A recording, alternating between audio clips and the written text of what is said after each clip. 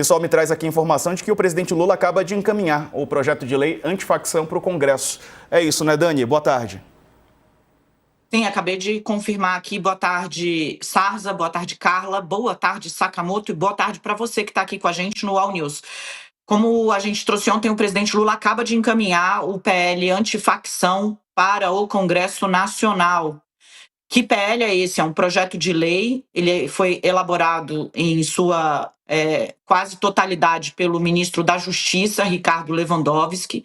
O projeto de lei aumenta penas para condenados por integrar organizações criminosas.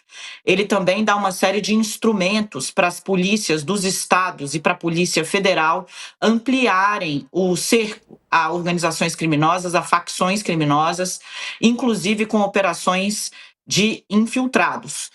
O projeto também cria uma espécie de banco nacional de dados de criminosos relacionados a facções, né? E é uma tentativa do governo federal de reagir a essa crise que foi aberta pela operação mais letal da história no Rio de Janeiro nesta semana. O projeto de lei, segundo eu consegui apurar, foi enviado realmente agora. Não tem coisa de 10 minutos, foi encaminhado ao Congresso Nacional. Ele deve começar a tramitar pela Câmara dos Deputados, onde o presidente da Câmara, o deputado Hugo Mota, do Republicanos da Paraíba, se comprometeu com o ministro da Justiça a dar prioridade para essa pauta e votar ela em plenário até novembro, até o fim do mês, que começa amanhã. Então, o presidente encaminhou, está indo para o Congresso Nacional, então, esse projeto de lei que virou aí a maior aposta para que Lula possa, na campanha, a reeleição, ele que já está estruturando tudo aí para entrar em campo de novo em 2026, poder dizer, ter uma bandeira na área da segurança pública. Sarza. Pois é, Carla, e esse projeto enviado ao Congresso? Uma boa tarde. Boa tarde, Diego. Boa tarde, Dani. Boa tarde, Sakamoto. A Dani antecipou aqui ontem e também estou falando aqui com o Planalto, de fato, confirmaram que estão enviaram agora há pouco. Eu não vi ainda, eu ainda não tive acesso ao conteúdo, né?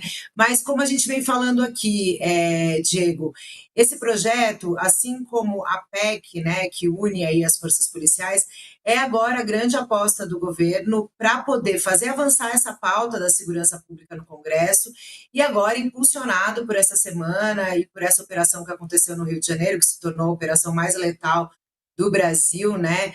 E aí o governo que tem sido muito cauteloso nas suas manifestações, né? O presidente Lula demorou um tempo para se pronunciar oficialmente, quando fez no Twitter, evitou falar do número de mortes, justamente para não dar aí munição à oposição numa pauta que é sensível à esquerda, né? Enfim, que a direita costuma dizer que a esquerda protege bandidos, enfim, tem toda essa narrativa. E a ideia do governo com esses projetos é justamente poder mostrar que há uma disposição em unir as forças policiais, em fazer esse enfrentamento ao crime organizado de uma forma, né, enfim, nacional aí. E aí, como a Dani também disse, o presidente da Câmara, Hugo Mota, que ao longo dos últimos meses vem sofrendo aí alguns desgastes, né, difíceis de emplacar uma pauta. Ele queria muito a pauta da reforma administrativa, uma pauta muito difícil de fazer avançar ali no Congresso.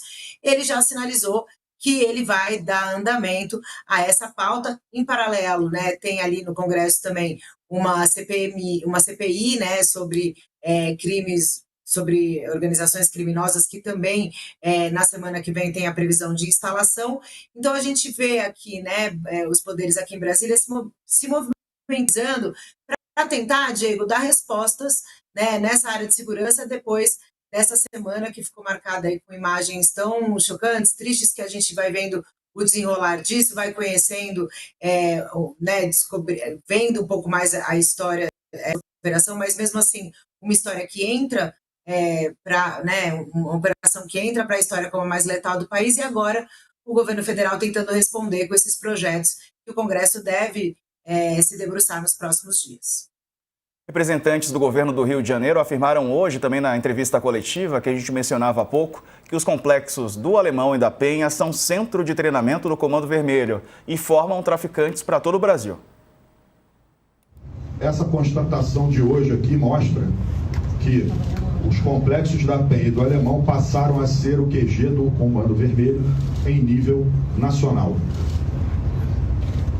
São desses complexos que partem todas as ordens, decisões e diretrizes da facção para todos os outros estados onde o Comando Vermelho tem atuação, praticamente em todos os estados do Brasil.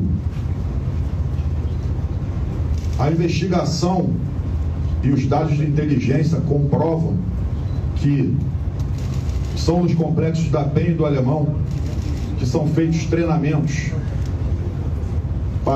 de tiro, tática de guerrilha, manuseio de armamento, cooptação desses marginais que vêm de fora do Estado para serem, entre aspas, formados aqui e depois retornarem aos seus estados de origem para a implementação da cultura da facção nesses estados de origem. Agora há pouco eu trouxe aqui informações da reportagem da Isabela Leix e do Luiz Adorno que nenhum dos mortos constam na denúncia que baseou essa operação. E outro número aqui que a gente mencionou também, que 99 mortos foram identificados e 42 tinham mandados de prisão. Sakamoto, boa tarde. Boa tarde, Diego. Boa tarde, Carla. Boa tarde, Dani. Boa tarde a todo mundo que acompanha a gente aqui no All News, né?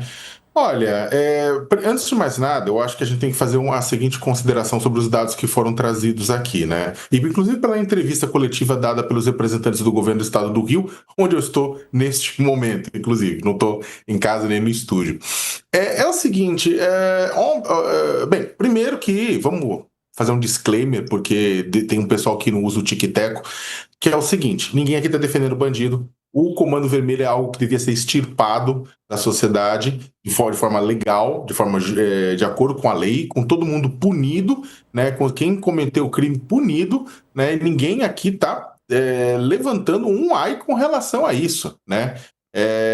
Punição para criminoso, para bandido, para sequestrador, para traficante, para miliciano, né, tudo isso.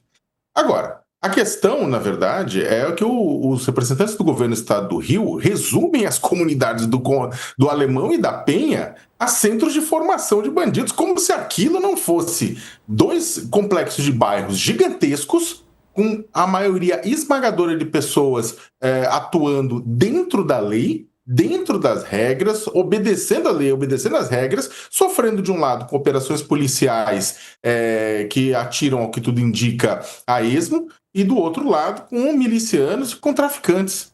Né? Então, o que acontece? Há um centro de formação, óbvio, da mesma forma que há um centro de formação de lavagem de dinheiro voltado para fundos de investimento da Faria Lima.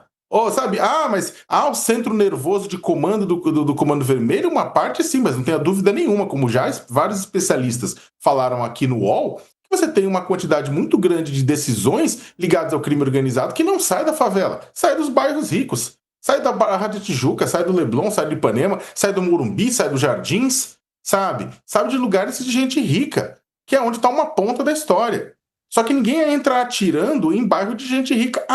Porque lá não está tudo dominado. Gente, pelo amor de Deus, sabe? Da mesma forma, você não pode resumir toda uma área que mora milhões de pessoas a isso. É a mesma lógica que de falar o seguinte, olha, o Hamas está lá em Gaza e por conta disso a gente tem que destruir Gaza.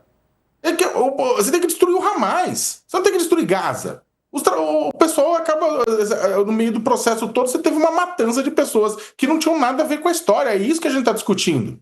E aí, Diego, falando uma coisa também da matéria da apuração da Isabela, que o governo do Rio, nessa coletiva, ela trouxe, informou que ao menos 78 dos 121 mortos na operação nos complexos, né, tinham um relevante histórico criminal. É muito comum, e eu acompanho há muito tempo a questão de segurança pública, é muito comum governos citarem, quando vão divulgar nomes dos envolvidos, dos mortos, citarem que eles tinham um histórico criminal. Bom, a questão é a seguinte... a pergunta que a gente tem que fazer, os democratas têm que fazer e daí?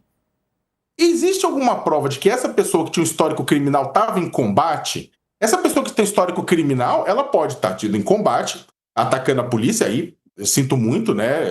Não tem o que fazer, faz sentido ela ter se ferido, morrido no processo. Pode ter o pessoal que simplesmente tinha um histórico criminal no passado, pagou sua conta com a sociedade, mudou de vida e está lá cuidando da sua vida. E tem um pessoal que pode não estar nem em combate, que se rendeu e foi executado na última hora.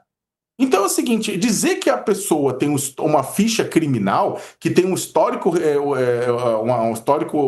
um relevante histórico criminal, não diz absolutamente nada e serve simplesmente para legitimar a letalidade da operação.